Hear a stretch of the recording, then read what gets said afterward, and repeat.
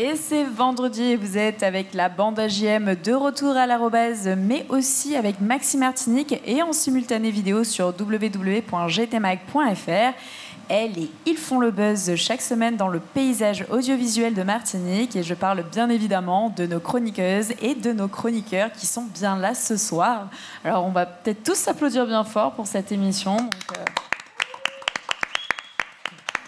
Et je veux bien évidemment parler de Vanille Lemouliet qui fait définitivement son retour parmi nous, qu'on applaudit bien fort. Enfin, depuis un certain moment. Donc on est très contents de tous la retrouver. Éléonore Théodose que l'on retrouvera sur cette prochaine émission. Yonan Amrit à mes côtés, mais aussi Éric Rouget et Nicolas Aron à mes côtés aussi ce soir. Bonsoir. Très ravi de vous avoir tous sur le plateau. Donc, toute l'équipe est drivée par JM de la bande AJM, animateur, pilote, essayeur, mais actuellement en déplacement. Et c'est pour cette raison que je reprends la main sur cette superbe émission. Et je suis vraiment ravie de pouvoir la faire avec vous ce soir, surtout avec le plateau qu'on a. Ça va être assez sympa. On a de beaux sujets à venir. Donc, je suis vraiment contente d'être parmi vous ce soir. Avoue, il te manque déjà un petit peu. Pardon ? Avoue, il te manque déjà un petit peu.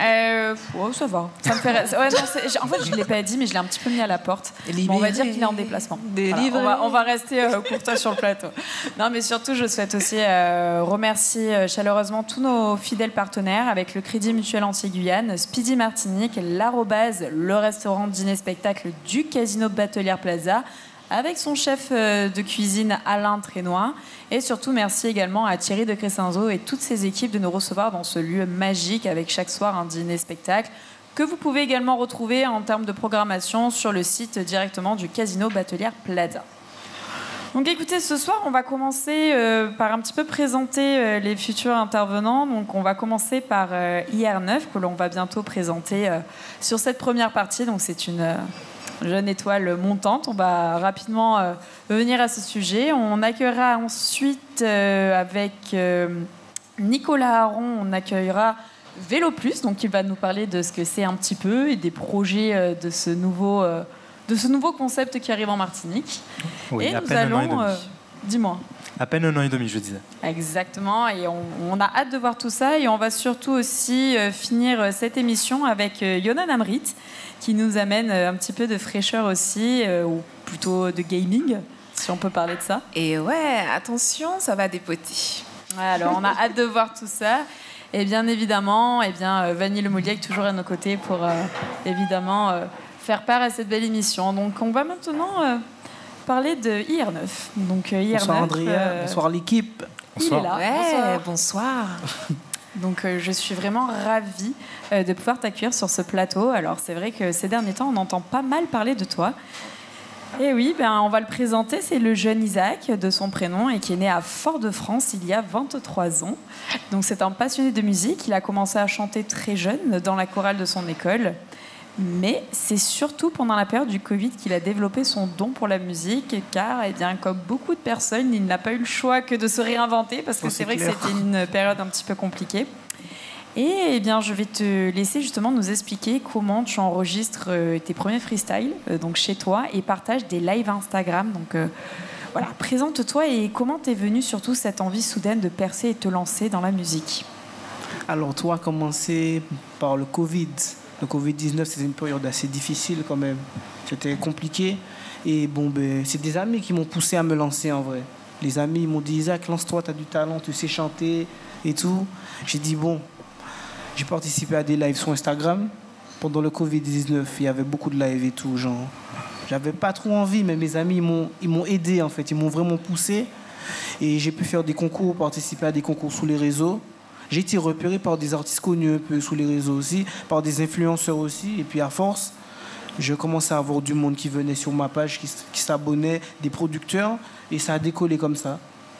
Ah oui, exactement. C'est ce qu'on a pu voir aussi par rapport à ton petit décollage qui commence à être assez fulgurant. En fait, ce sont tes amis qui te poussent à participer donc à ces concours de rap sur les réseaux. Comme tu dis, c'est comme ça que tu t'es fait repérer. Et on va justement parler de quelque chose qui s'est passé en 2021. Hein, voilà, ouais, je sens que ça te fait sourire, mais je pense que tu as de quoi être fier aussi. Oui. Qu'est-ce qui se passe en 2021 ? Eh bien, je vais faire une petite amorce pour nos auditeurs. Tu te fais connaître avec un gros freestyle pour un concours organisé par Fred Musa pour l'émission Planète Rap, qui est repartagé sur la page justement de Planète Rap avant de le faire justement de te faire gagner ce concours. Donc tu es repéré par Fred Musa et l'artiste Tiakola, ce qui te permet de venir kicker dans l'émission mythique de Planète Rap et être invité justement par l'émission et l'artiste. Donc parle-nous en fait de ça. Qu'est-ce qui s'est passé ? Comment on t'a contacté ? Qu'est-ce qui s'est passé ? Qu'est-ce qui s'est passé dans ta tête ? Sincèrement, ce jour-là, j'étais vraiment... Je ne sais même pas. En vrai, ce qui s'est passé, c'est que j'ai fait un freestyle. J'ai fait un freestyle sur les réseaux. Mais encore mes amis qui m'ont vraiment poussé à faire le freestyle, c'était pendant le concours. C'était un esprit hot school. J'ai dit, bon, pourquoi pas. Il y avait pas mal de candidats quand même. Il y avait plus de 150 candidats. Et du coup, genre, quand j'ai fait mon freestyle, j'ai vu qu'il y a beaucoup de partages. Il y a des gens qui ont commencé à commenter. Ils ont demandé c'est qui, ce Martiniquais. Et ils chantent en créole aussi et tout. J'ai dit, bon... J'ai attendu et tout, et puis après j'ai vu que direct, ils m'ont contacté, Planète Rap m'a contacté sur mon Instagram et tout, et j'ai dit bon, on attend, il y avait 5 gagnants, j'étais parmi les 5 gagnants, et ils m'ont dit bon, là parmi la sélection des gagnants, t'as gagné, et là tu vas devoir venir chanter, et c'est un artiste que tu vas devoir choisir, et j'ai choisi Tiakola et tout, et après, quand j'ai dû partir en métropole, c'était même pas prévu, j'ai dit bon, je suis parti en métropole et après je me suis retrouvé sur Planète Rap et c'est vraiment là que tout a commencé. Alors c'est incroyable parce que justement je suis allée un petit peu fouiller et je suis tombée sur cette reprise de freestyle que tu as faite qui est juste incroyable. Non mais vraiment elle m'a scotché parce qu'il y en avait une aussi à l'époque il y a très longtemps parce que bon c'est vrai qu'il a disparu de la scène mais Nekfeu il avait fait aussi un freestyle qui avait énormément marché. Alors à l'époque, il n'y avait pas Planète Rap, c'était carrément autre chose. Mais il y avait Nekfeu qui avait vraiment fait un freestyle qui avait vraiment buzzé sur YouTube. Et c'est vrai qu'on avait l'impression de retrouver cette ardeur, un peu cette hargne qu'on pouvait retrouver aussi sur ce freestyle de Nekfeu. Et ça m'a beaucoup plu, cette manière dont on peut vous mettre dans un cocon et dans lequel on vous pousse un petit peu à aller sur le terrain et à montrer un peu ce que vous avez. Parce qu'en plus, la différence, c'est que toi, tu l'as fait en créole. Ouais. Et c'est un bel hommage aussi. Franchement, à tes origines et à la Martinique. Pour représenter la Martinique, d'où je viens. Et il y a vraiment de la vérité dans tous les textes et tout. Et surtout, je sortais d'une période difficile. Alors, sincèrement, j'avais rien à perdre. C'était sans pression. Et voilà. Et je l'ai fait en impro aussi. Ben, c'était ça, justement. C'est de l'impro. On vous met sur le vif pour vous faire de l'impro. C'était comme je parlais de l'autre rappeur. C'était vraiment de l'impro aussi. Et c'est ça qui montre aussi la tonalité et l'authenticité d'un rappeur. C'est savoir ce qu'il est capable de kicker sur le live et savoir un petit peu ce qu'il est capable de sortir. Et ta différence, c'est aussi de le faire en créole, ce qui n'est pas donné à tout le monde. Et tu as vraiment ta marque de fabrique qui est très belle. Et ça rentre très très bien, donc j'invite vraiment tout le monde, au-delà des sons que tu as sortis, à aller sur YouTube et regarder ce freestyle de Planète Rap parce qu'il est vraiment très intéressant et j'ai beaucoup apprécié. Même pour des personnes qui n'ont pas forcément l'habitude d'écouter du rap, c'est quelque chose qui a une sonorité, une mélodie qui est vraiment entraînante et j'ai beaucoup aimé. Et justement, en fait, ce freestyle, qu'est-ce que ça t'a apporté ? Ça t'a amené à quoi, en fait, cette visibilité sur Planète Rap ? Franchement, ça m'a propulsé dans le monde de la musique, vraiment. Parce que j'ai eu des producteurs qui sont venus vers moi, j'ai eu des artistes qui sont venus vers moi. Bon, il y a des artistes qui me demandaient des feats, mais je venais de commencer, j'avais encore rien fait. Et j'ai eu vraiment, il y a des portes qui se sont ouvertes. Vraiment, il y a vraiment des portes qui se sont ouvertes et... C'est là vraiment que tout a débuté, en vrai. J'ai commencé à aller en session studio, j'ai commencé à composer un peu, à voir un peu, à mettre le pied dans le monde artistique. Ouais, c'est génial, ça. Nicolas, je t'en prie. Alors, en Martinique, j'ai toujours tendance à croire qu'on a un feeling plus particulier avec la dancehall qu'avec le hip-hop. Je ne sais pas ce que tu en penses. Du coup, j'aimerais savoir, est-ce que tu as des artistes références martiniquais niveau hip-hop ? niveau hip-hop rap, du coup. Oui. Qui t'ont inspiré, Qui m'ont inspiré, en Martinique. J'essaye de voir. Je t'avais dit pas de question piège, mais en fait, il y en a eu une. Voilà, c'est Nicolas. C'était l'élément noir de la soirée. Il a posé la question. Ou au-delà de la Martinique. Hein, bon. Oui, franchement, au-delà de la Martinique, oui, il y a Oxmo Puccino à l'ancienne. Vraiment, lui, il m'a marqué. Au-delà de la Martinique, il y en a pas mal qui m'ont marqué. D'ailleurs, grand poète, référence à l'invité de la semaine dernière. Oui, Oxmo Puccino, il y a Volte-Face. Il y a vraiment des rappeurs qui m'ont marqué. Oui, Eminem aussi, Eminem. Ouais. Ouais, franchement. Ah oui, mais en Martinique, j'ai pas vraiment... Il faut que je réfléchisse sur cette question. Du coup, en fait, pour embrayer le pas à la question de Nicolas, qu'est-ce qui fait, alors qu'en fait, à la base, on est plutôt génération dancehall ici en Martinique, qu'est-ce qui fait que tu te décides un jour à t'orienter plutôt vers le rap? Qu'est-ce qui te fait vibrer dans le rap que tu ne retrouves pas forcément dans le dancehall? Ou alors, ce sont deux amours, j'en sais rien. Franchement, ce qui me fait vibrer dans le rap, c'est vraiment les textes. En fait, c'est parce que je me sens à l'aise, je peux m'exprimer, j'ai des choses à dire. Et du coup, s'il y a du rap, mais il y a de la mélodie. Ça veut dire que par rapport au rap, je peux dire mes textes en mélodie, j'ai une façon de poser dessus. La dancehall, c'est pas la même chose, c'est pas pareil. Ça, c'est plus ambiance, c'est quelque chose qui est très dansant, c'est pas la même rythmique. Et le rap, c'est vraiment quelque chose par rapport au texte, par rapport à la vibes. Mais c'est comme ça que je me suis retrouvé là. Je me suis toujours dit, si je devais faire de la musique, de base, je faisais de la mélodie. La mélodie, si je me retrouve dans la musique, je vais faire du rap. Franchement, du rap. Justement, en fait, moi je me dis, mais t'as 23 ans, c'est ça? Oui, c'est ça. Qu'est-ce qui fait qu'à un certain moment, tu te réveilles et que tu décides, enfin, je sais pas, quelquefois, le plus souvent, les rappeurs, il y a un passif lourd, il y a une histoire derrière. Est-ce que, effectivement, enfin, sans pour autant vouloir dénaturer trop de choses, trop aller s'enfoncer dans ton intimité, il n'y a pas de souci dessus, comme disait Andrea, il n'y a pas de question piège. Mais effectivement, à un certain moment de ta vie, est-ce que tu as senti qu'il y avait certaines difficultés qui t'ont poussé justement à sortir de l'ombre pour aller vers la lumière? Ou enfin, comment ça s'est fait, cette transition? Oui, après, comment dire, rien n'est fait par hasard. Si je me suis retrouvé là, c'est parce qu'il y a un vécu et mes textes le disent, mes sons, franchement, je suis quelqu'un qui est véridique, je dis tout, je ne cache rien, franchement, je me livre dans mes textes. Et tout ce que j'écris, c'est par rapport au vécu, mais par rapport à ce que des amis ont vécu. C'est franchement quelque chose de... C'est pourquoi je suis dans le rap, en vrai. C'est parce que je peux m'exprimer, des choses que j'arrive peut-être pas à dire en parlant. Quand je me retrouve au studio avec l'instrumental, j'arrive à m'exprimer parce que je suis seul dans la cabine et c'est moi seul qui sais ce que j'ai vécu et comment je peux l'exprimer. Alors justement, pour parler aussi d'expression, j'ai cru comprendre que la musique n'était pas ton seul moyen de t'exprimer. Parce que tu es quand même de base un très grand sportif et c'est de là aussi d'où vient cette énergie à devenir un artiste à part entière, parce qu'il y a eu le Covid entre-temps. C'est ce qui a été un petit peu la liaison entre ta carrière sportive et ta carrière artistique.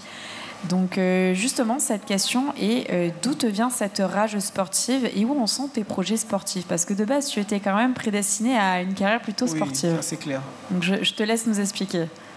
Alors le sport, ça c'est depuis tout jeune en vrai. J'ai grandi dans ça. Mon père c'est un sportif, c'est un footballeur. Et moi, je me suis toujours, de base quand j'étais petit, je voulais être footballeur pro ou bien je voulais avoir une carrière dans le sport. Et quand j'ai eu 16 ans, j'ai vu que le football, c'était pas pour moi. Et du coup, je me suis lancé dans l'athlétisme et c'est là que tout a commencé en vrai. Franchement, l'athlétisme, depuis tout jeune, je savais que j'avais ces capacités athlétiques et tout. J'étais dans le foot me plaisait pas. J'ai dit, bon, allez, je vais me lancer dans l'athlétisme. Et du coup, voilà, ça a donné... Ça a donné quelque chose de pas mal parce que tu as quand même été, en 2018, si je ne me trompe pas, tu as eu le recordman de Martinique sur le 10 km. Ouais, donc, c'est pas rien. Mais c'était juste avant le Covid. C'était quelques temps avant le Covid. Et c'est justement pendant la période de Covid que tu t'es forcé à te trouver différemment. Et Explique-nous un petit peu aujourd'hui par rapport au sport. En vrai, quand j'y repense, c'est une période vraiment difficile dans ma vie parce que de passer au Covid, de voir qu'il n'y a pas de compétition, je suis passé dans une période où ça allait tellement vite, j'ai rien compris. Je me suis dit, je suis quelqu'un qui est très hyperactif, je ne sais pas rester en place. Je me suis dit, bon, je me connais, je vais rebondir et tout, mais c'était dur. Mais entre-temps, la musique est venue à moi. La musique est venue à moi et du coup, je ne vais pas dire que je n'avais pas le choix, j'avais le choix quand même.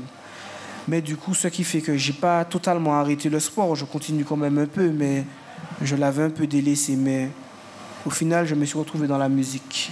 Et franchement, j'ai dit, bon, pendant le Covid, c'est ça qu'il y a, et bien, je vais me lancer dedans. Je comprends, Nicolas. Je suppose que le nom d'artiste que tu as choisi a une explication, est lié à une histoire, à quelque chose. Donc, pourquoi IR9 ? Très bonne question. En vrai, IR9, c'est parce que je m'appelle Isaac. Je suis né le 9. Et mon nom de famille, c'est Rétori. Ouais. Okay. C'est Isaac 9 Rétori. Ouais, c'est ça. Ouais. Je suis né le 9999. Et c'est toi qui l'as trouvé ou on t'a un petit peu aidé à trouver ton identité? En fait, ce qui s'est passé, je suis arrivé au studio, du coup, c'était en Martinique. Et du coup, c'était mon premier son. Et l'ingé son, il m'a dit, c'est quoi ton nom d'artiste? Je ne savais même pas. J'ai dit, comme un sigle, j'ai dit IR9, j'ai dit ça comme ça.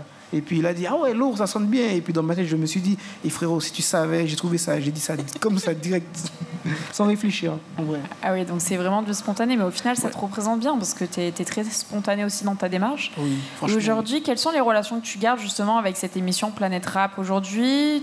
T'en as tiré du bon, et qu'est-ce qu'il en est aujourd'hui? Aujourd'hui, j'en ai tiré du bon, ça m'a ouvert beaucoup de portes, ça m'a donné des contacts. J'ai pu commencer à travailler avec une équipe, une vraie équipe. Moi, ils sont en métropole, force à eux, parce que ce sont des gars qui ont fait du gros travail. J'ai pu me faire des gros contacts aussi. J'ai pu rencontrer des artistes connus, parce que sur Planète Rap, il y avait Chacola, mais il y avait Tisco, il y avait toute une équipe de rappeurs que j'ai gardé contact. Et qui t'a marqué? Comment? Qui t'a marqué vraiment en tant que rappeur, artiste, intervenant, où là tu t'es dit ah ouais, là j'ai vraiment puisé quelque chose. En vrai, c'est Chacola. Si je me suis retrouvé au Planète Rap de Chacola, j'étais impressionné de fou. Après, bon, quand j'ai fait mon freestyle, il fallait rester concentré. Mais vraiment, lui, il m'a impressionné, sa mélodie. Parce que moi, j'ai toujours voulu être dans la mélodie. La mélodie, c'est quelque chose que j'aime. Tu vois, et lui, le fait d'être dans son Planète Rap, et qui me disent franchement tu es fort, t'es pas là pour rien et tout, ça m'a fait quelque chose. Mais c'est vrai que même tes titres, quand on les écoute comme Frisson, que tu vas probablement nous interpréter tout à l'heure, il y a beaucoup de mélodie, il y a beaucoup de douceur. Oui. Est-ce que c'est quelque chose que tu veux garder ou tu veux un petit peu te diversifier aussi sur la sonorité de tes prochains titres? Franchement, je veux me diversifier et j'ai un prochain projet qui va sortir. Je pense que ça va être un gros projet, il y aura de la mélodie, mais ce ne sera pas de l'acoustique, mais ce sera de la mélodie. Et c'est différent. Et je vais faire un peu de tout. Je vais faire de la mélodie avec du rap, de la drill, mais toujours en mettant la mélodie. Tout ce que je vais faire, je vais mettre de la mélodie. Toujours cette tonalité qui te permet d'adoucir un petit peu la partie rap. Oui, voilà. Et toujours pareil, tu souhaites conserver le créole et tu souhaites aussi le mélanger avec... Comment tu souhaites gérer ta partie et ta marque de fabrique créole? Je vais dévoiler ma technique. Alors, je pense que je vais faire un couplet en français, un refrain en créole, ou bien je vais faire le contraire. Donc, il y aura toujours la patte créole à l'intérieur. Tu souhaites vraiment... Là, pour l'instant, mon prochain projet, il n'y aura peut-être pas de créole dedans.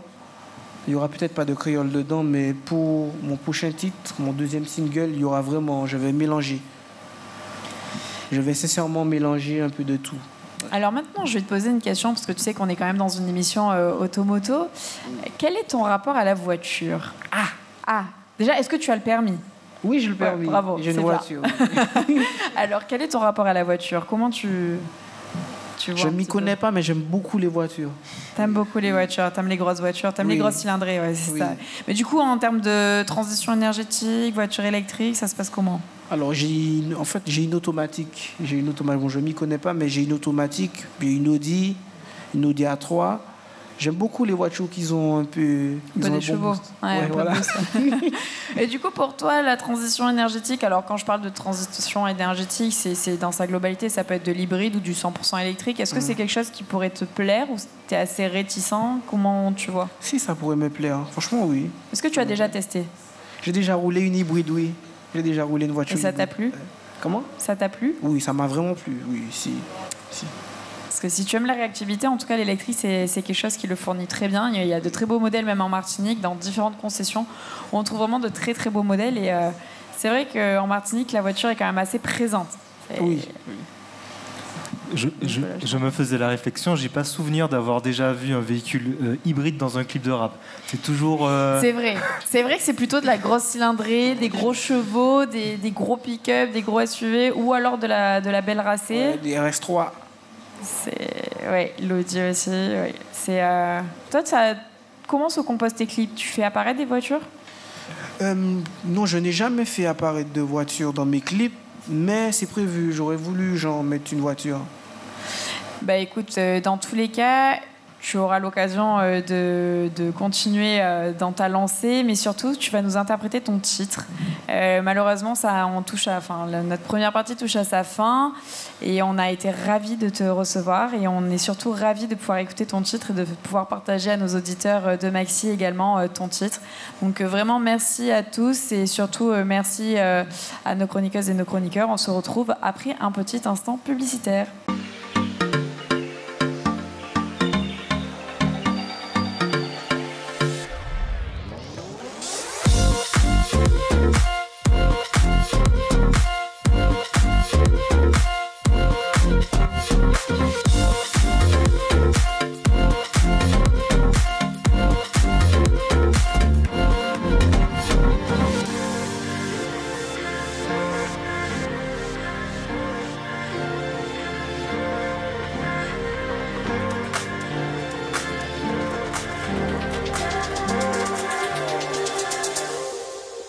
Et vous êtes de retour avec la bande JM sur Maxi Martinique en direct du casino Batelière Plaza.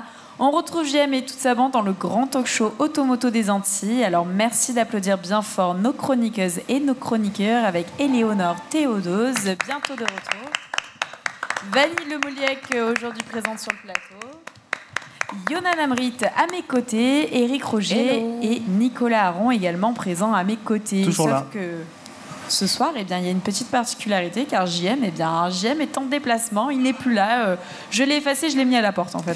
C'était la petite info du soir que je balance. Donc, Bon ben voilà, Nico c'est le nouveau JM. Pardon. Alors en termes de cheveux, je suis d'accord qu'en termes de cheveux, il y a une ressemblance. En fait, je pense que JM n'est pas très loin. Ils sont courts mais ils sont là, les miens. Athlétique, tu vois. Alors ça pour le coup athlétique, je pense qu'on peut le valider. Mais en termes de cheveux, c'est vrai qu'il a remplacé JM. En tout cas, merci à nos partenaires Crédit Mutuel Antilles-Guyane, Speedy Martinique et ses 6 centres de réparation. Et merci à notre média gtmag.fr qui gère justement et fait la promotion de cette belle émission. Eh bien, écoutez, on va reprendre cette émission avec un intervenant plutôt intéressant qui va bientôt se présenter. Et merci à Nicolas Aron pour l'invitation, justement, de cette personne qui est André de Jaham et qui va nous parler de Vélo Plus, donc de son entreprise, de sa jeune entreprise, car elle a tout juste 3 ans, si je ne me trompe pas. Presque 2 ans. Presque 2 ans. Eh bien voilà, presque 2 ans, autant pour moi. Et bien voilà, je l'ai un petit peu vieilli. Voilà, c'est justement aussi par la présence qu'elle a sur l'île et qui est assez intéressante et son concept qui est justement en phase justement avec notre philosophie de la mobilité virtueuse et de la sportivité aussi de notre île. Donc tu vas justement nous parler de tout ça et nous parler un petit peu de qui est Vélo Plus. Mais je vais justement laisser Nicolas nous présenter tout ça. Alors Vélo Plus est une société qui a vu le jour en 2022. Elle fait beaucoup de bien effectivement au secteur de la mobilité, en particulier à celui du vélo, alors que ça soit vélo de route, VTT, que ça soit pour la compétition ou en loisir. La qualité et le service avant tout pour Vélo Plus. Et c'est vrai que sur l'île, il n'y a pas beaucoup de boutiques spécialisées autour du cycle. Surtout que tu l'as essayé. Oui, tout à fait. On n'a pas les images. Bienvenue à Vélo Plus. Mais sincèrement, comment est née cette idée? Comment est né ce projet? Cette idée est née tout simplement du fait que lors de la pandémie du Covid-19, mon PM, on a décidé de se mettre au vélo, plus précisément au vélo assistance électrique, parce qu'on n'avait pas forcément la condition physique pour faire du vélo classique dit musculaire. Et on a réalisé par la suite qu'il y avait quand même un manque par rapport à de services et d'offres commerciales par rapport à ce milieu. Et du coup, l'idée a germé naturellement. Donc est-ce qu'on peut dire que Vélo Plus c'est quand même un petit peu plus spécialisé sur le secteur du vélo électrique? Non, on est vraiment spécialisé vraiment dans tout, que ce soit dans le vélo route, dans le VTT musculaire, donc le VTT classique, et le VTT à assistance électrique, voire même le vélo route à assistance électrique en fonction de la demande, tout simplement. Alors, si je peux rebondir sur ça, justement, quelle est un petit peu votre gamme? Qu'est-ce qu'on trouve quand on pousse les portes de Vélo Plus? On trouve vraiment une gamme très large de vélos, que ce soit du VTT VTT assistance électrique, vélo route, de vraiment toutes les marques de qualité qu'on puisse trouver en général dans le monde, que ce soit les marques Trek, Specialized, Cannondale, Colnago, vraiment les marques leaders sur leur marché. Alors je rebondis parce que tu as donné un certain nombre de marques, mais de ce que j'ai cru comprendre, vous avez des exclusivités sur des marques qui sont en plus plutôt recherchées en Martinique. On a des exclusivités sur certaines marques. Malheureusement, on ne peut pas avoir le monopole sur une seule et même marque, mais là, pour le moment, on se partage une marque qui est Specialized et on le partage avec un concurrent. Mais techniquement parlant, on ne peut pas avoir le monopole sur une marque. C'est la loi. Très bien. Alors, justement, est-ce qu'on trouve autre chose que du vélo? On trouve de la trottinette électrique. Donc, on a essayé de faire un petit peu de mobilité, un petit peu de moto électrique de la marque Suron, qui ressemble un petit peu à un vélo, mais avec un moteur, une batterie et qui est assez joueur. Donc voilà, c'est un petit peu, ça permet on peut trouver son bonheur même si on ne fait pas du vélo forcément. Il y a d'autres moyens de trouver son bonheur chez Vélo Plus. Malheureusement, on est vraiment très centré sur l'activité deux roues. Vraiment, trottinette, vélo et moto électrique.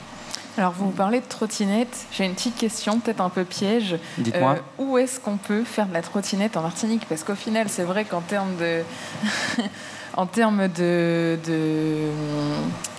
de chemin, etc., d'accessibilité, je veux dire est-ce que vous avez des exemples? Détrompez-vous, on a vraiment des trottinettes qui sont adaptées pour notre relief. On a des trottinettes avec suspension avant, suspension arrière, moteur à l'avant, moteur arrière, et qui sont, on va dire, tout suspendus. Et du coup, qui nous permettent d'aller dans les chemins, dans les traces, dans les chemins un petit peu plus compliqués, avec des nids de poules. C'est adapté. Ah, génial, super. Voilà. Et dites-moi, est-ce que vous êtes plutôt orienté vraiment public adulte ou on trouve aussi des équipements pour les jeunes?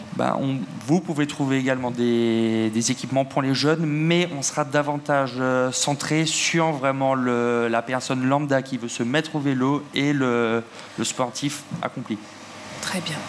Donc on n'a pas besoin d'être un très grand sportif aussi pour se dire allez on fait un tour chez Vélo Plus. Exactement. Ouais, ça c'est bien. Mais alors petite question, purement marketing, vous n'avez pas peur que s'appeler Vélo Plus peut porter un petit peu à confusion sur le fait que vous n'êtes pas que sur des vélos? Ça peut porter à confusion, mais après, on communique. Si on prend la décision d'avoir de nouveaux produits, on va communiquer dessus. Mais vraiment, le nom était vraiment choisi pour faire penser vraiment au vélo. Très bien. Et vous vous occupez du SAV ou pas? Bien sûr. Alors comment ça se passe le SAV? Parce qu'on sait qu'il n'y a pas que chez les vélos il y a des problèmes, on sait que dans l'automobile il y a beaucoup de problèmes, donc comment ça se passe chez vous? Ça se passe exactement comme dans une concession automobile. Vous êtes de base une émission portée sur l'automobile, mais j'ai fait une formation à l'école des 24 heures du Mans. Donc je connais un peu l'automobile et j'ai voulu vraiment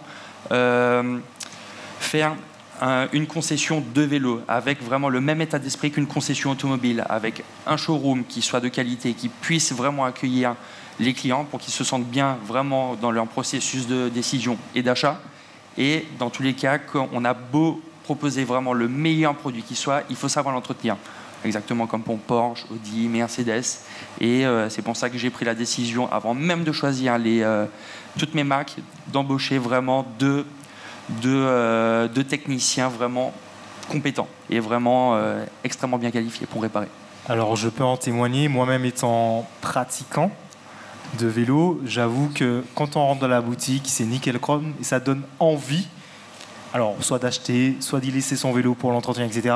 Parce qu'il ne faut pas oublier qu'on a tendance à croire qu'un vélo, ce n'est qu'un vélo, mais ce sont de grosses machines qui peuvent avoir un certain coût.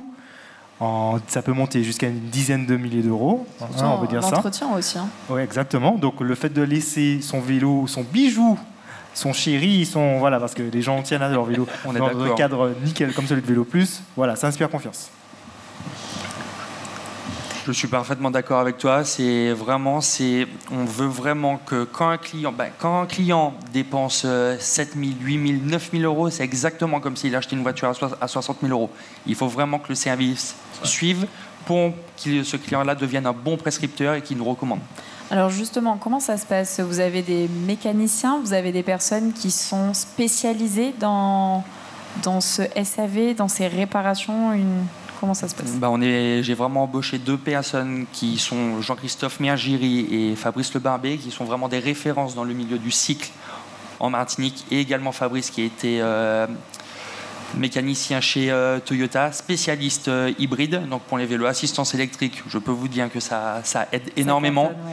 Ça aide énormément pour la qualité de notre service et voilà.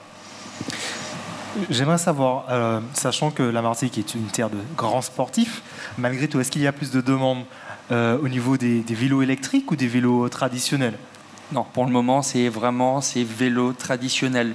Là, on a vraiment une nouvelle clientèle qui arrive sur le marché du vélo, qui, exactement comme moi, qui veut faire du vélo sans forcément trop forcer, alors que, malgré ça, sur le vélo assistance électrique, on travaille, mais l'effort est beaucoup, beaucoup moins intense.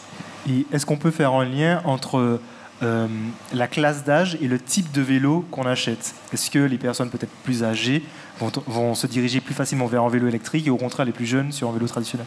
Pas forcément. C'est la majorité des clients qui sont plus âgés que moi font du vélo musculaire. Et moi, qui ai 27 ans, je fais du vélo électrique. Donc c'est totalement piégé. C'est la génération flemmard, ça. Exactement. Alors, je vais juste te poser une petite question. Justement, en parlant de mentalité, de sportivité, quelle place occupe vraiment le vélo dans la société martiniquaise?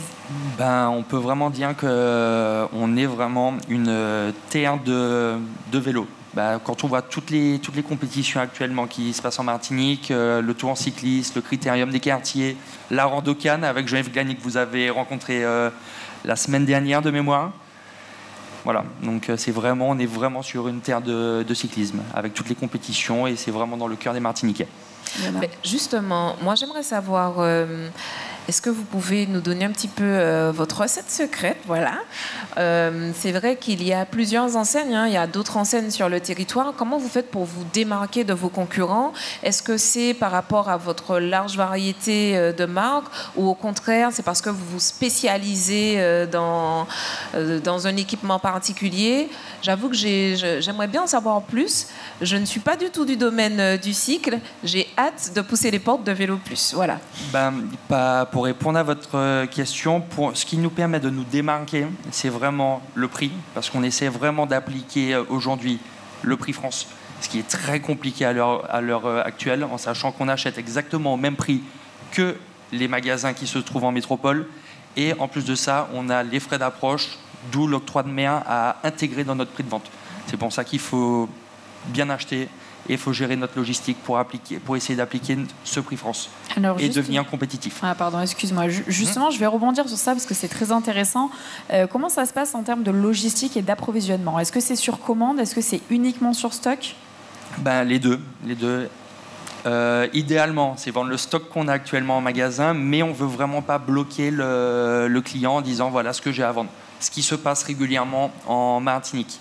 Oui. Dans l'automobile également. Tandis que là, ils ont vraiment la possibilité de commander, de faire leur vélo sur mesure en provenance des Pays-Bas, d'Allemagne ou voire même des États-Unis. Donc il y a vraiment un service et de qualité, sur aussi la personnalisation des produits. Il y a beaucoup de personnalisation qui est accessible.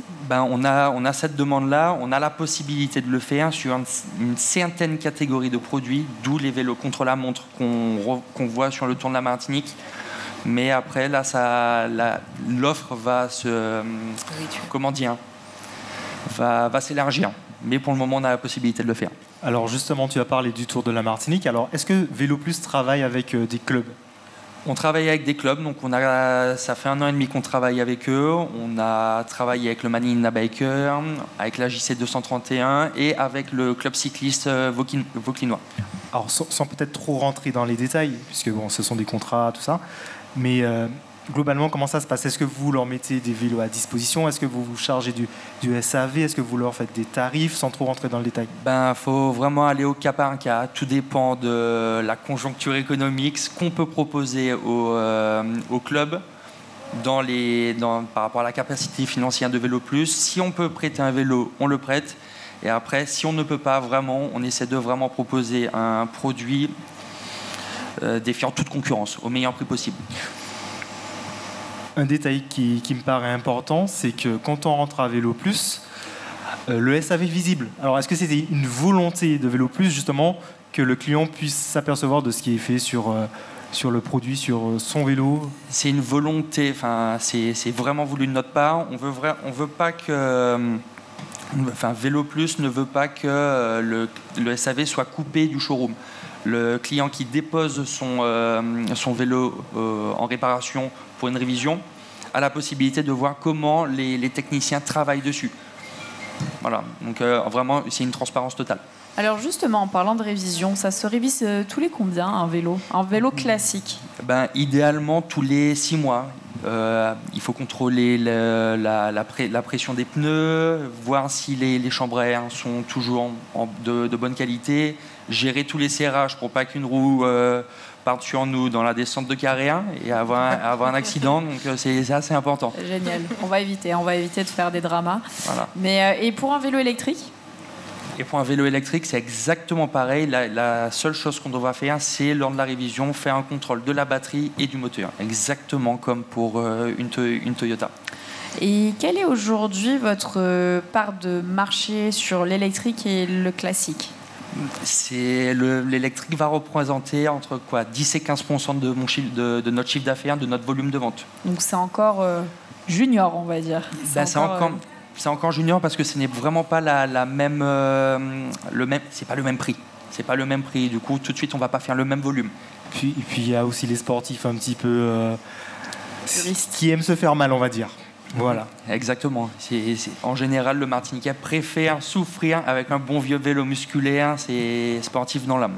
Donc tu vends également du vélo de piste aussi, pas que du VTT. Du vélo de piste. Là, il y avait actuellement le Critérium des quartiers, qui est une compétition très importante pour la ville du Lamentin. C'est le Grand Prix de la ville du Lamentin et un certain nombre de coureurs roulaient avec des vélos de chez Vélo Plus, vélo compétition.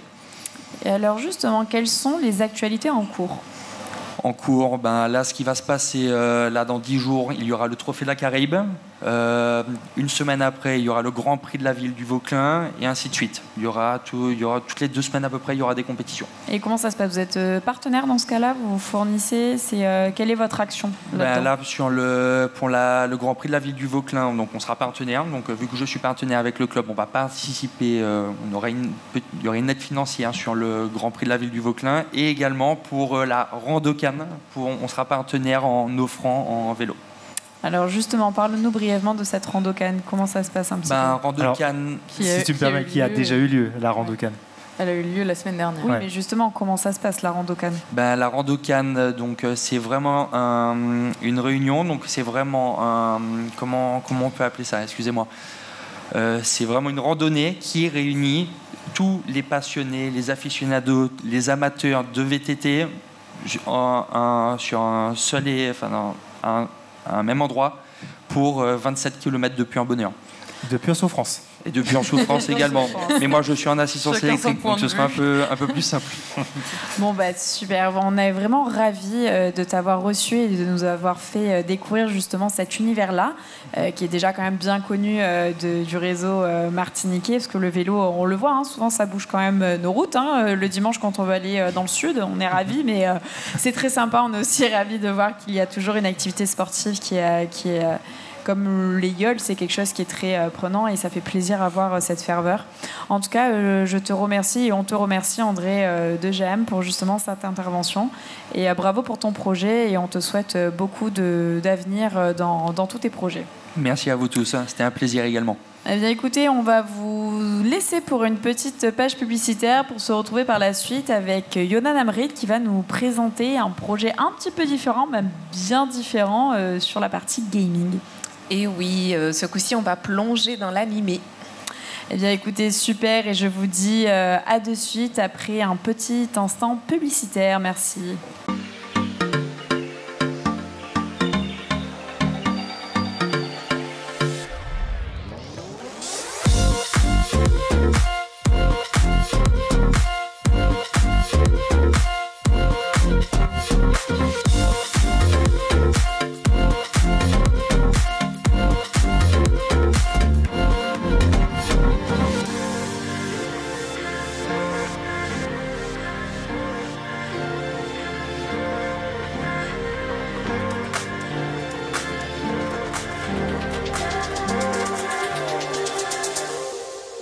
Et vous êtes de retour avec la bande AJM sur Maxi Martinique en direct du casino Batelière Plaza. On retrouve JM et toute sa bande dans le grand talk show automoto des Antilles.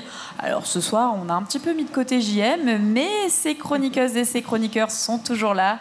On parle bien évidemment d'Éléonore Théodeuse, Vanny Lemouliec qui est présente sur le plateau.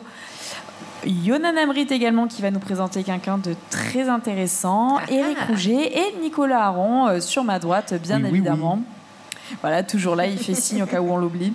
Mais surtout, merci à nos partenaires Crédit Mutuel Antilles-Guyane, Speedy Martinique et ses 6 centres de réparation. Et bien évidemment, merci à gtmac.fr, le média partenaire et créateur justement de cette émission.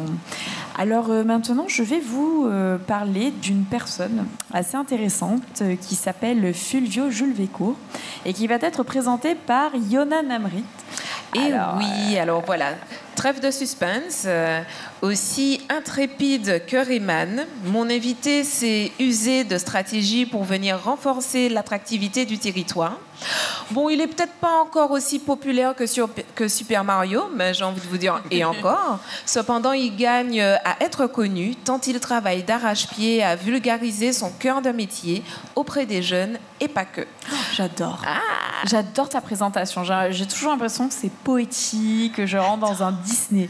Allez, c'est magnifique. Laissez-vous transporter. Alors voilà, aujourd'hui, je suis ravie de recevoir Fulvio Jules Vécourt, qui est le cofondateur de l'association L'Année Partie. Je dis bien Fulvio, hein, oui. Oui, c'est bien ça, bonsoir. Voilà, qui a pour ambition, entre autres, de développer le e-sport chez les plus jeunes.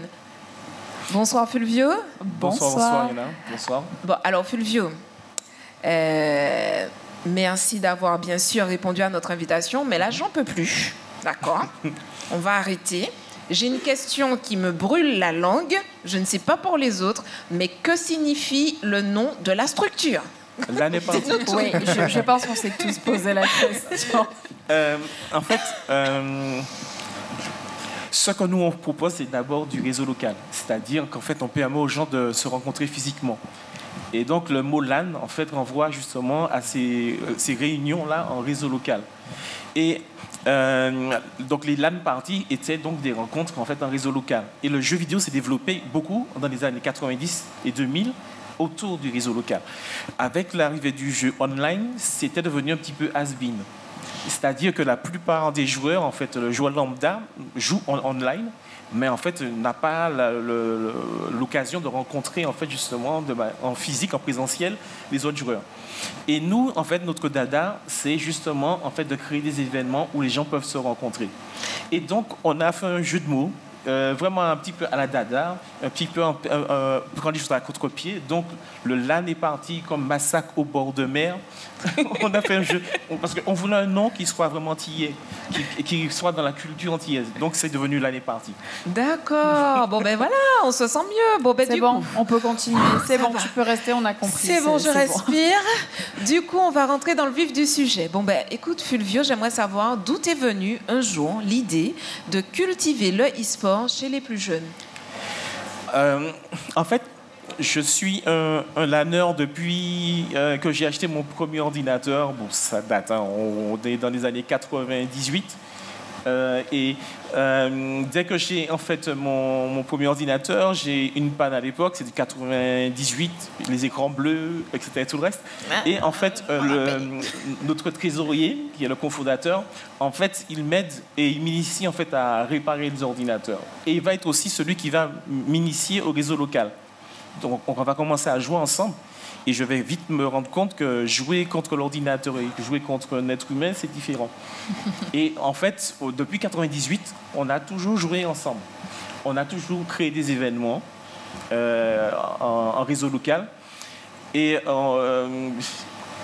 après, nos enfants, eh ben, oui, parce que j'en ai 4, nos enfants nous ont rejoints en fait, sur ces événements-là. Les enfants de notre trésorier nous ont rejoints. Après, les amis de nos enfants nous ont rejoints. Et on a remarqué en fait, l'effet que ça avait sur eux. C'est-à-dire qu'on s'est retrouvé, par exemple, avec un jeune qui était très introverti, qui n'était pas dans la relation avec l'autre, qui nous a rejoints. Ses parents ont vu comment en fait, il s'épanouissait, comment il prenait, en fait, trouvait ses marques. Et du coup, en fait, quand on avait un événement, ils étaient là avant nous-mêmes. Ça nous a encouragés. On a vu d'autres jeunes venir et nous rejoindre, et en fait, des milieux sociaux différents, et en fait, s'intégrer très bien, parce qu'on avait vraiment développé du vivre ensemble. On faisait ça à la maison. Donc, il y avait... On se dispatchait un petit peu le travail, celui-ci faisait le repas, celui-ci s'occupait du petit déjeuner. On vivait ensemble pendant 2-3 jours. Et quand on a vu en fait l'impact que ça avait, on s'est dit mais cette expérience elle est super intéressante, on devrait la partager. Mais et super. Donc l'association est née de ça.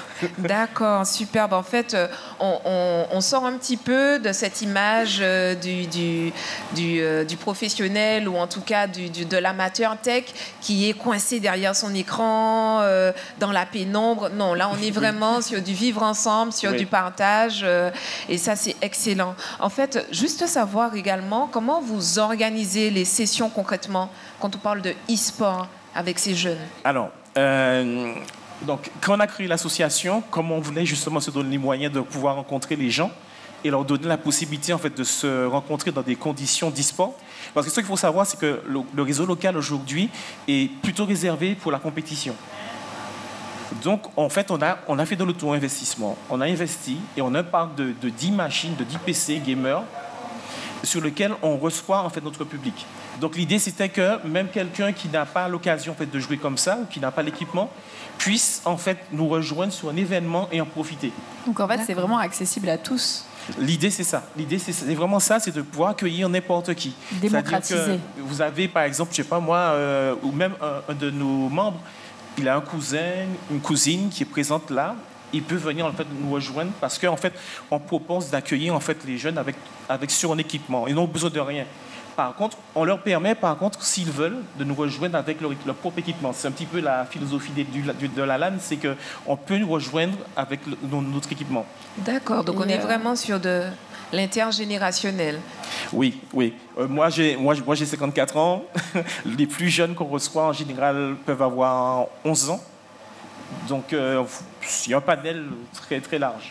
Alors, quelles sont les conditions d'utilisation ? Voilà. Comment est-ce que vous vendez votre système et quelles sont les conditions ? Alors, on propose en fait à ceux qui veulent nous rejoindre, soit de nous rejoindre sur des événements ponctuels. Dans ce cas-là, en fait, par le biais de notre site, on leur vend un ticket et ils nous rejoignent. Et le ticket, en fait, implique qu'ils ont accès au matériel pour pouvoir participer. Soit, en fait, ils deviennent membres.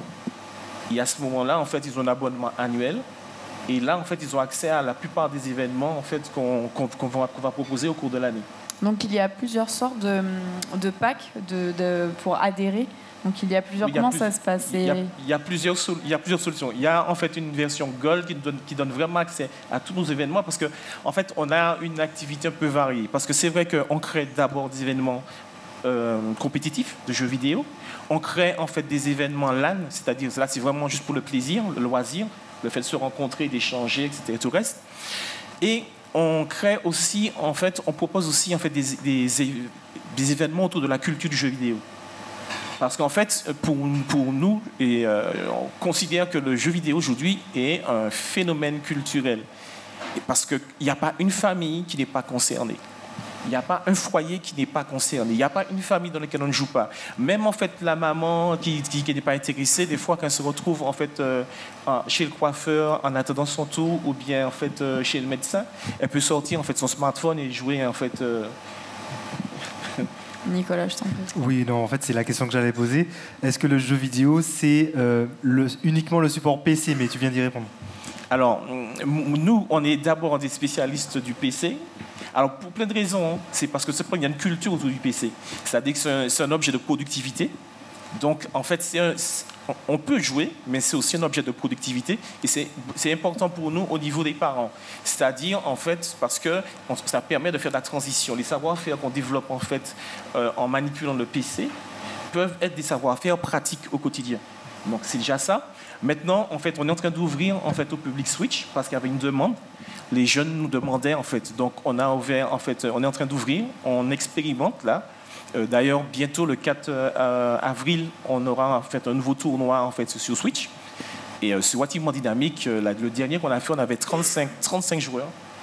Donc, on regarde comment en fait, ça apprend, mais pour l'instant, on n'a que des signes positifs. Quels sont les e-sports que vous proposez? Et si ce n'est pas encore le cas, est-ce que vous envisagez de proposer du rallye ou, en tout cas, ce qui se rapproche de l'automobile? Alors, on est ouvert en fait à toutes les formes de jeux. Okay. C'est-à-dire que, et pour ça, en fait, on a même une formule qu'on appelle le gaming découverte. C'est-à-dire qu'on ne propose pas un événement en fait vraiment de compétition, mais on propose par exemple au public de nous rejoindre sur un jeu en particulier sur une matinée. Donc, en fait, ils prennent un ticket et là, ils rencontrent d'autres joueurs qui sont venus pour expérimenter le même jeu. Donc, c'est souvent des jeux, par exemple, qui viennent de sortir ou bien des jeux qui ont eu une mise à jour très importante. Et donc, on propose, en fait, aux joueurs de nous rejoindre là-dessus. Sinon, les jeux qu'on propose beaucoup, ce sont ceux que demande beaucoup le public actuellement. C'est Rocket League, c'est un mélange du football, en fait, avec de la voiture. Voilà, c'est un jeu de plateforme, un petit peu comme Smash Bros, si vous connaissez un petit peu. Fortnite, parce que bon, ça reste un phénomène extrêmement important qui se renouvelle. Et puis, à côté de ça, en fait, en fonction de la demande, on propose. Donc, si vous venez en fait sur nos événements, vous pouvez jouer à du FIFA, du Street Fighter. C'est très vaste. Ok, entendu. Je vais rebondir sur la question de Vanny et en prenant l'exemple de Gran Turismo, qui a poussé l'expérience de façon extrême en proposant aux meilleurs joueurs du monde de potentiellement devenir pilote de rallye. Et c'est une expérience qui a véritablement pris vie, puisque le gagnant, effectivement, le meilleur joueur de Gran Turismo, avait fini par être pilote, et toujours d'ailleurs pilote professionnel. Donc, est-ce que tu connais l'histoire? Est-ce que tu peux un peu nous en parler? Alors, je ne connais pas vraiment l'histoire en fait, dans les détails, mais je sais que WRC aussi, le jeu de rallye, permet justement, il y a une compétition et les gagnants de la compétition peuvent après se retrouver sur circuit. Il y a un stage et après ils participent à une course réellement. Donc en fait oui, le jeu vidéo en fait peut être une école qui ouvre en fait sur plein de choses. Et justement c'est cet univers-là qu'on essaie de faire découvrir. Donc pour toi il y a une vraie corrélation entre le monde virtuel et le monde réel en fait. Oui, totalement. En fait, on développe des compétences en fait dans le monde du jeu vidéo. Alors c'est souvent ignoré parce que en fait, il y a un discours qui est fait de préjugés. Et je mesure mes mots, mais c'est beaucoup de préjugés. Je vais vous donner un exemple. Combien de parents prennent le temps réellement de s'asseoir avec son enfant pour jouer au moins un petit quart d'heure, une fois tous les 3 mois ou tous les 6 mois? Mon papa. pour en fait tout simplement partager l'expérience de son enfant et pouvoir après en fait comprendre ce qu'il y trouve, sans sentir si en fait il va vers des déviances ou pas. En fait, très peu de parents le font. En fait, là où le parent devrait médiatiser, souvent parce qu'en fait, il y a tout ce côté, en fait, toute cette partie un petit peu, comment dirais-je, une semblant d'autonomie dans le jeu vidéo. En fait, on se dédouane, on se défausse, et après c'est l'écran. Alors, oui, c'est sûr, mais après il y a beaucoup de pédagogie aussi dans les jeux pour enfants. Enfin, moi j'ai souvenir, je pense que peut-être certaines personnes qui doivent connaître, mais Adibou, enfin moi clairement, Adibou, j'ai grandi avec Adibou et j'ai limite encore envie d'y jouer si je pouvais y avoir accès. D'ailleurs, je crois qu'il est censé revenir, Adibou. Oui. Ouais, voilà, j'ai hâte. Et bon, forcément, les parents n'ont pas le besoin de se sentir forcément près de leur enfant. Ils savent que il y a de la pédagogie, donc pourquoi regarder si le gâteau est bien fait ou mal fait? Je veux dire, c'est laisser aussi l'enfant face à ses responsabilités de jeu. Oui, pour Adibou, je suis d'accord. Pour Adibou, ma fille, en fait, justement, elle a découvert en fait le jeu par le biais d'Adibou. Mais en fait, tous les jeux ne sont pas pareils. Et il y a certains jeux qui méritent en fait un accompagnement. Oui. Et c'est surtout en fait de pouvoir comprendre ce que son enfant y trouve. Parce que les enfants sont relativement fins. Si vous parlez d'une réalité que vous ne connaissez pas, ils ne vous écoutent pas. C'est une chose toute simple. Je ne vais pas dire à un enfant de ne pas faire. Je vais l'accompagner. Alors, notre philosophie, c'est d'accompagner, c'est-à-dire de dire à un enfant, par exemple, pour le temps de jeu, je vais lui dire, tu sais, un sportif, un footballeur, il a besoin de se reposer au bout de 45 minutes de jeu. Parce qu'il a besoin, en fait, de retrouver ses forces, il a besoin de rassembler ses pensées, il a besoin, en fait, justement, de réfléchir à ses stratégies pour revenir, en fait, avec des meilleures ressources sur le terrain. Donc, ça donne intérêt pour toi de faire une pause. Totalement. Et à ce moment-là, je pense qu'il m'entend plus. Parce qu'en fait, je lui parle, je crée, en fait, ça prend du sens pour lui. Totalement. Je ne suis pas un censeur, je dis je suis joueur aussi. Mais en fait, ça peut avoir de l'intérêt pour toi, en fait, justement, de prendre un temps de repos. Et donc, en fait, on fait de l'éducation par l'accompagnement. Totalement. Et donc, en fait, on se rend compte, avec votre association, l'année partie, que le jeu vidéo n'est pas comme on l'entend, tu parlais de préjugés, on n'est pas... ce domaine-là n'est pas uniquement là pour abêtir, en tout cas j'ai envie de dire n'est pas uniquement là, n'est pas là du tout en fin de compte pour abêtir les plus jeunes, c'est bien souvent par rapport au choix qu'on fait par rapport au jeu qu'on laisse ou pas dans la main d'un enfant, c'est bien ça, quand tu parlais d'accompagnement. Oui. Donc il est vraiment utile d'avoir un regard responsable, en fin de compte, sur son enfant, sur ses activités et se dire que c'est un moment ludique à partager au sein de la famille. Et justement, j'ai envie de te dire, s'il y a un jeune qui nous écoute ou un parent qui souhaite pratiquer avec vous, comment on fait pour venir vers vous? Quels sont vos réseaux? Tu peux nous partager tout ça? Alors, on est en fait beaucoup sur Instagram. C'est notre plateforme principale. Donc, vous tapez simplement l'année partie. Tu l'écris comment? lan.est.party. Ok. Sinon, en fait, on a un site internet, lannéparty.fr. Donc là, c'est un seul mot. On est sur TikTok, on est sur Facebook. Si vous nous cherchez, vous allez trouver. Et sinon, en fait, on est sur WhatsApp. Notre numéro, c'est le 98 90 98. Donc, on est accessible. Ok, sans problème. Et juste en 2-3 mots, nous dire les prochaines actualités, à la limite, où est-ce qu'on peut vous retrouver? Alors, tous les mois, on a des événements en fait, à l'IMS, au Lamentin, à Mangovulsin. Donc, le 4 avril, on a une journée avec en fait 2 tournois le matin, un tournoi Switch, Smash Bros, et puis un tournoi Fortnite le matin. Et dans l'après-midi, en fait, on est en LAN party. Donc là, on joue à ce qu'on veut en fonction des affinités. Sinon, en fait, on a des événements aussi autour de la culture du jeu vidéo et des métiers du jeu vidéo. Donc, on a des rendez-vous avec le collège Julia Nicolas le 25 et le 26 en 2 matinées où en fait, on a des ateliers autour des métiers du jeu vidéo. Et on est aussi au collège, en fait, Aimé Césaire aussi, on fait le même travail autour de la culture du métier du jeu vidéo. Excusez-moi.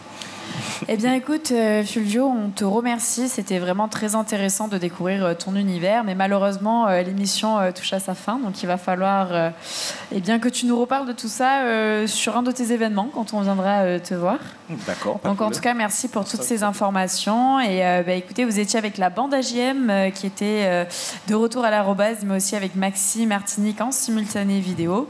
Eh bien, on remercie bien évidemment nos partenaires avec le Crédit Mutuel Anti-Guyane, Speedy Martinique et ses 6 centres de réparation. Et surtout, merci à gtmac.fr, mais surtout merci à nos invités du jour. Donc merci à IR9, qui est une jeune étoile montante de la Caraïbe, ainsi qu'à nos autres invités de ce soir, comme Vélo Plus et justement Fulvio Jules Vécourt avec le gaming l'ANES Party. Donc ce week-end, retrouvez tout le sport avec RMC Antilles du lundi au vendredi, la matinale d'Apolline de Malherbe, suivie du super Moscato Show, et entre les deux, l'instant auto avec JM de la bande AJM. Cette fois-ci, vous allez pouvoir le retrouver. En tout cas, merci à tous. Et, Pourquoi? Voilà, apparemment, il y en a qui râlent, donc je pense que je vais garder. Voilà. En tout cas, c'était une superbe émission et merci à vous tous et merci à Maxi Martinique et je vous dis à très bientôt. Merci. À bientôt. À bientôt.